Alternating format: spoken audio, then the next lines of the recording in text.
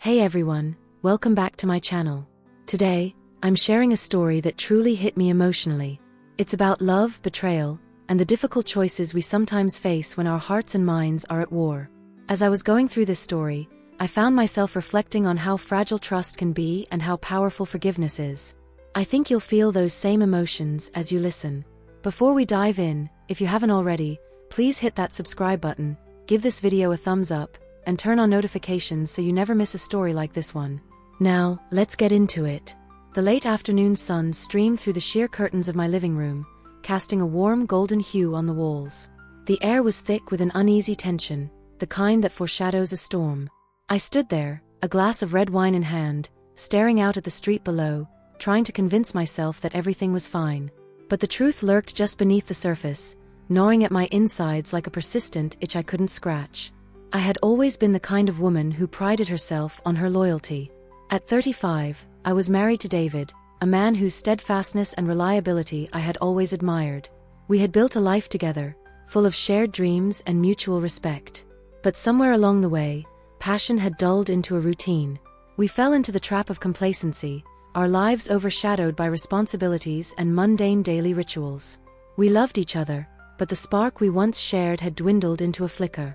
Then came Ethan. Ethan, with his dark hair and piercing blue eyes that seemed to see right through me. He was a friend from my yoga class, someone I connected with over shared laughter and moments of vulnerability. It started innocently enough, just casual coffee dates after class, exchanging stories about our lives, our struggles, and our dreams. But soon, the warmth of friendship twisted into something far more intoxicating. One evening, after a particularly grueling week, I found myself alone in my apartment with Ethan. The air was thick with unspoken words, the tension crackling between us like electricity. One moment, we were sharing a laugh, and the next, he was leaning closer, his breath warm against my skin. The kiss was unexpected yet ignited something deep within me, a hunger I hadn't felt in years. That kiss led to another, and soon we were tangled in each other, lost in the heady rush of desire. My heart raced as he took my body with his tongue, igniting flames of passion that I had thought were long extinguished. I should have stopped it then, pulled away and reminded myself of the vows I had made to David. But in that moment, with Ethan's hands on me, I felt alive in a way I hadn't in a long time. In the weeks that followed, I was caught in a whirlwind of secrecy and guilt. I would return home to David, who greeted me with a smile and a kiss, completely unaware of the chaos brewing within me.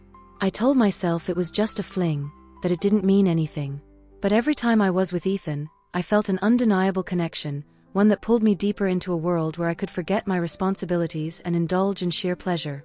But the truth is a relentless beast. I knew that one day, my two worlds would collide. The guilt weighed heavy on my conscience, yet the thrill of the affair was a drug I couldn't quit. I found myself spinning lies, crafting excuses for late nights at work or impromptu yoga sessions that kept me away from home. And in those moments of deceit, I lost a little more of myself. Then, one fateful evening, everything unraveled. David had decided to come home early, surprising me after a particularly steamy rendezvous with Ethan. I had convinced myself that there was no way he could possibly know. But as I sat there, the remnants of my affair fresh in my mind, the door swung open. The shock on David's face was immediate. I saw confusion morph into betrayal as he took in the sight of Ethan's shirt on the couch, my wine glass still clutched in my trembling hand. In an instant, the blissful ignorance I had woven around my life shattered, leaving only raw pain and fear. Laura. David's voice was a mixture of disbelief and heartbreak, echoing in the stillness of the room. What is going on? I froze, my heart racing, the words caught in my throat. The room felt suffocating, the weight of my betrayal pressing down on me. Ethan stood next to me, his eyes wide and panic-stricken, but it was too late. The truth was out, and there was no escaping the devastation I had caused. I can explain, I stammered, but the words felt hollow. I had spent so much time crafting lies that the truth had become a foreign language to me. How could I explain the thrill of being with Ethan, the way he made me feel alive? How could I put into words the emptiness that had driven me to this moment? But David didn't want to hear my excuses. His eyes were stormy, and I could see the pain pooling in the depths of them. You cheated on me, Laurel. With him. The finality of his words hit me like a punch to the gut. I had betrayed the one person who had always been my rock, my partner. Ethan, still frozen in disbelief, took a step back, his presence a stark reminder of the choices I had made. "I'm sorry," he mumbled, glancing between us before retreating to the door, leaving me alone with my husband. The silence that followed felt deafening. David ran a hand through his hair, the gesture so familiar yet now filled with sorrow. "How could you do this to us?" he asked, his voice trembling. "To our life together?" "I don't know," I whispered, tears spilling down my cheeks. "I don't know what happened. But there were no words to adequately express the tumult of emotions I was feeling. I was scared, regretful, and utterly lost. For what felt like hours, we stood there in silence, the weight of my betrayal hanging between us. David's face transformed from anger to hurt, and with every passing moment, my heart shattered a little more. I had broken him, and the reality of that truth was suffocating. Finally, David spoke again, his voice barely above a whisper. "I need some time." "I can't," he didn't finish the sentence, instead walking away, leaving me alone in a sea of despair. In the days that followed, I found myself navigating a landscape of guilt and confusion. I was left with the remnants of my choices, the echoes of laughter and intimacy with Ethan now replaced by a deep sense of loss. David and I had been each other's confidants, best friends, and lovers. How had I let it all slip away? Ethan reached out to me, but every time I thought about seeing him, the guilt washed over me like a tidal wave. I couldn't go back to that life, it felt tainted and hollow. I wanted to be with David, to rebuild what we had lost, but I wasn't sure if he would ever be able to forgive me. As the weeks turned into months, I made a conscious effort to reach out to David. We had shared so much, and I was determined to fight for our marriage. I took responsibility for my actions, sought therapy, and slowly began to rebuild my life. But David remained distant, still processing the heartbreak that I had caused.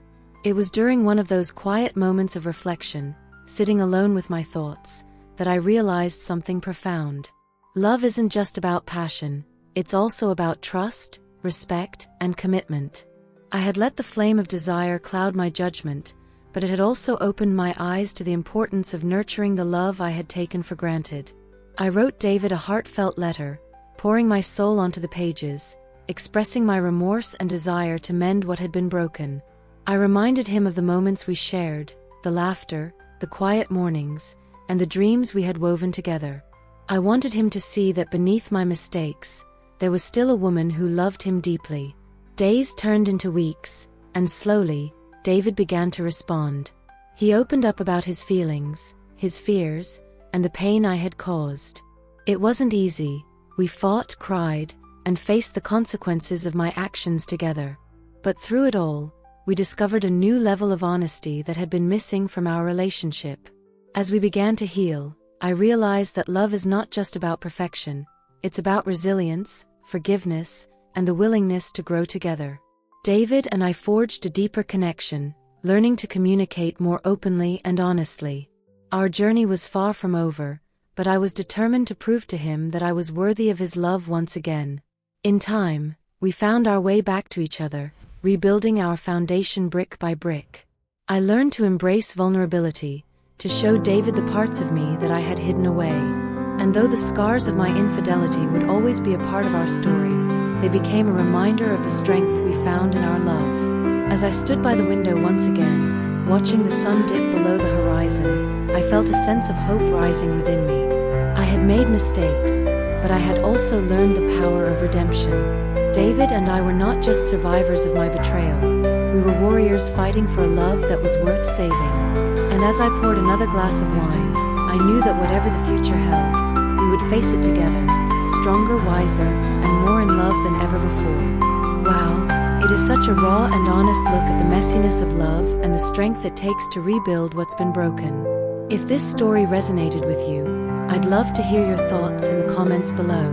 And hey, if you enjoyed this video, don't forget to like, subscribe, and share it with someone who might connect with it too. Thank you so much for spending this time with me. I'll see you in the next story. Until then, take care, stay kind, and remember, love is always worth fighting for.